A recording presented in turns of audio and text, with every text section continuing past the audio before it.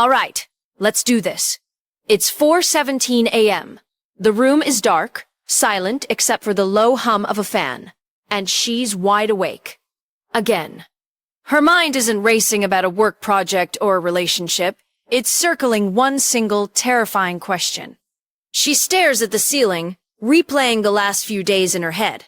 The direct deposit hit on Friday, a solid $5,400 landing in her account after taxes. It's now Tuesday, and as she finally gives in, unlocks her phone, and taps the banking app, she feels that familiar cold knot in her stomach. The available balance glows back at her. $87.42. Meet Karen. She's 32. She's a marketing manager. She makes $90,000 a year. She has the apartment, the wardrobe, the curated Instagram feed that screams, "I've made it." And yet, here she is, in the silent panic before dawn, completely paralyzed by the fact that a $400 car repair would have to go on a credit card she's trying to pay down. Sound familiar? Maybe not the exact numbers, but that feeling? The haunting disconnect between what you should have, what you feel like you have, and the stark reality staring back from your screen? If you've ever felt the quiet shame of a high income but an empty bank account, if you've ever muttered, "I don't know where it all goes," then please, stick with me, because this video isn't about making a budget. This is about uncovering the invisible script that's running your financial life, and why until you rewrite it. Hey everyone, I'm Nick. We talk about the psychology of money here, why we do what we do with it, and how to align it with the life we actually want. If that sounds like the conversation you need to be having, hit that subscribe button. It's free, and it helps more people like you find these talks. Now, here's what's interesting about Karen's situation. Society tells her she's successful. Her salary is in the top 20% for her age. Her lifestyle looks the part. So the default assumption, from her family, her friends, even from her, is that if she's stressed about money, she must be bad with money. She must be frivolous, irresponsible. But let me tell you something. After talking to hundreds of people in this exact spot, that is almost never the case. Karen isn't blowing her money on gambling or designer handbags every week. Her spending is normal. It's the Starbucks run because she was tired. It's the seamless order after a long day because she deserved it. It's the $120 at brunch with friends because it's my social life. It's the $40 a month in app subscriptions she forgot about. The $200 a month for the premium gym she might go to. The $550 car payment for the safe, reliable SUV. And the $2,400 rent for the apartment in the right neighborhood for a professional. None of these are crazy one-off decisions. But together, they form a pattern. And this pattern has a name, but we've been thinking about it all wrong. We call it lifestyle creep. Sounds passive, almost accidental. Like your lifestyle just crept up. But I want you to consider a much more powerful and honest framing. What Karen is experiencing isn't creep. It's identity theft. Her spending isn't random. It's a continuous, unconscious, monthly investment in a projected identity. The successful, put-together professional 3-0. Something that her actual income cannot sustainably fund. Every dollar is a prop in a play she's performing, often for an audience of pretty much everyone. And the cost of admission to that play is her financial peace, her sleep, and her future. So Act 2 of this story is where we crack that code. We move from blaming ourselves for a math failure to understanding the psychological mismatch. The first shift is moving from budget blame to script awareness. You see, we all have a financial script. It's a set of subconscious beliefs and rules about what money is for, what people like us do with money, and what we deserve. Karen's script might say, successful people drive nice cars. You have to live in this zip code to network. After a hard day, you treat yourself. You can't show up to that event in last year's dress. The problem? She didn't consciously write the script. It was pieced together from ads, social media, childhood observations, and subtle office politics. And her brain is just following the program. This is where neuroscience kicks in with a brutal trick. The pain of paying. When you hand over cash, your brain's pain centers literally light up. It hurts. But with a credit card or a tap-to-pay phone, that pain is numbed. It's abstracted. It's just a thing that happens later. So Karen's script says grab a coffee and there's no pain. It says upgrade to the aisle seat. Click, no pain. Subscribe to the streaming service for that one show. No pain. It's all just $20, but here's the thing your brain doesn't do in the moment. The annual math. $20 a day on small script-justified treats or conveniences is $7,300 a year. That's almost a full Roth IRA contribution. Gone. Not on memories, not on investments, but on numbed-out, low-pain transactions that followed the invisible script. This leads us to psychological shift number 2, the two Karens theory. In one corner, you have external Karen. External Karen spends to signal success, stability, belonging, and competence. Her purchases are performance props. The right laptop bag for client meetings. The trendy, expensive workout class where she might see a colleague. The craft cocktail at the IT bar. She's not buying a drink. She's buying a sense of belonging to a scene. She's not leasing that car. She's leasing the feeling of being a safe, reliable adult. External Karen is running the show 80% of the time because her script is loud and it's reinforced by the world around her. Then, in the quiet, usually at 4 a.m., you hear from internal Karen.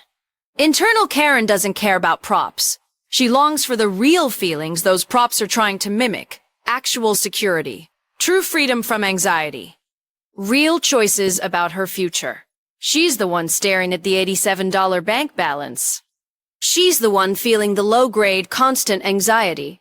And she's being quietly bankrupted, emotionally and financially, by the performance external Karen is putting on. You might be thinking, but Nick, some of this isn't optional. I need to network. I need a reliable car for my job. And I hear you. Let's audit that. Let's do a Roy reality check. Is that $60 weekly networking brunch actually advancing your career? Or is it just a socially sanctioned habit with the same 3 friends? Is the $550 car payment for the SUV the only path to reliability? Or could a $250 per month payment on a used, safe sedan free up $300 a month to build an actual emergency fund? Which is real reliability?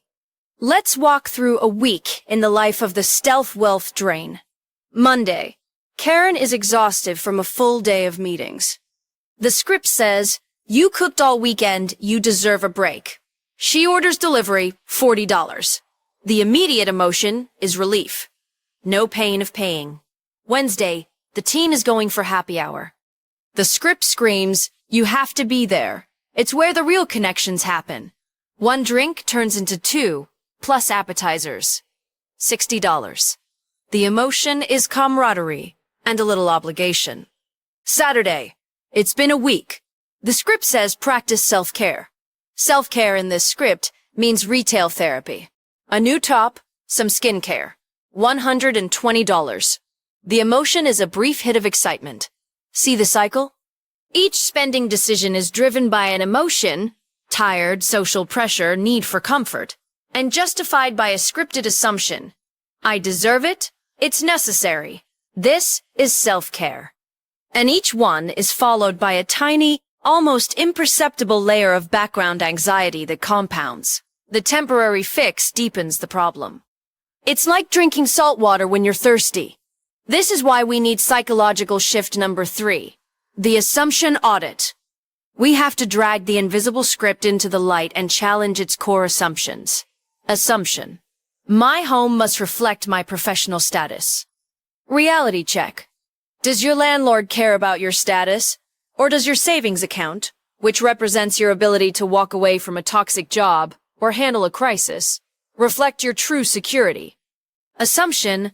I work hard, so I should enjoy my money now. Reality check. You absolutely should enjoy it. But is this spending enjoyment or anesthesia? Does that Amazon purchase bring lasting joy, or is it just a dopamine hit to numb the stress that partly comes from money anxiety. True enjoyment doesn't leave a financial hangover. Okay, so we've diagnosed the problem, the script is running the show, funding external Karen's performance, and starving internal Karen's needs. Act 3 is where we take the power back. We rewrite the script. This isn't about deprivation. It's about conscious reallocation. Moving money from what you're supposed to fund to what you actually want to fund. Step 1. The 7-2. Our financial detox. For the next 3 days, I don't want you to change a single spending habit. I just want you to track it with a new column. Not just what you bought and how much, but the emotion and the assumption. Get a notes app, a notebook, whatever. Example. Friday, 3 p.m. Starbucks latte. $6.50. Emotion. Mid-afternoon slump, need a pick-me-up. Assumption, this is the only way to get through the day. This is a normal treat for someone like me. Saturday, Zara.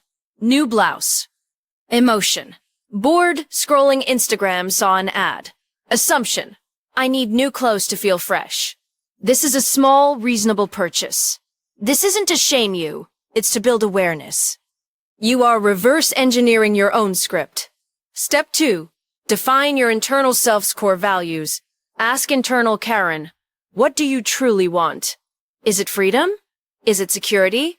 Is it creative expression? Adventure? Peace. Get specific. Then, we link money directly to that value. Instead of, I saved $500 this month, the reframe is, I added $500 to my freedom fund. This money buys me future choices. Or, this $200 is a security fund installment. It means I can sleep soundly. You are now paying your future self, and you're paying her in the currency she actually cares about. Step 3. The prop budget, a conscious allocation. Here's the key. We don't kill external Karen. She's part of life. Sometimes you do need a prop. Sometimes you want the craft cocktail. So we give her a defined, conscious allowance. You look at your spending audit and you decide, how much per month am I willing to consciously, guilt-free, spend on performance props or social lubrication? Make it a line item. Call it your social identity budget. Maybe it's $200 a month. Now, when you spend it, you do so with full awareness. I am choosing to spend $60 of my prop budget on this happy hour. Or, you might look at that budget and think, I'd rather move $100 of this to my freedom fund. The power is in the conscious choice. Now, let's address the big objection head on. Nick, this sounds like I'm just shaming myself for living. Life is short. This is the most important reframe. I'm not asking you to spend less. I'm asking you to spend differently, to spend on purpose. Right now, you are spending a fortune, literally thousands of dollars a year, on anxiety, on numbing, on escaping, on keeping up. What if you redirected that same money toward confidence, toward freedom, toward security, toward real joy? Let's look at the compound effect of just one of those stealth drains. Let's say you find $500 a month. That's less than $17 a day. That's currently following the old invisible script. You redirect it. You take that $500 a month and you put it into a simple low-cost index fund, a conservative average return of 7%. In 5 years, that's not just $30,000 you saved, it's roughly $36,000. That is a choice fund. That is a down payment on a different life. That is a sabbatical to learn a new skill. That is a buffer that lets you take a career risk. That is sleeping through the night. That is the transformation. The before mindset is, I make good money, so why am I so stressed? I guess I'm just bad with this.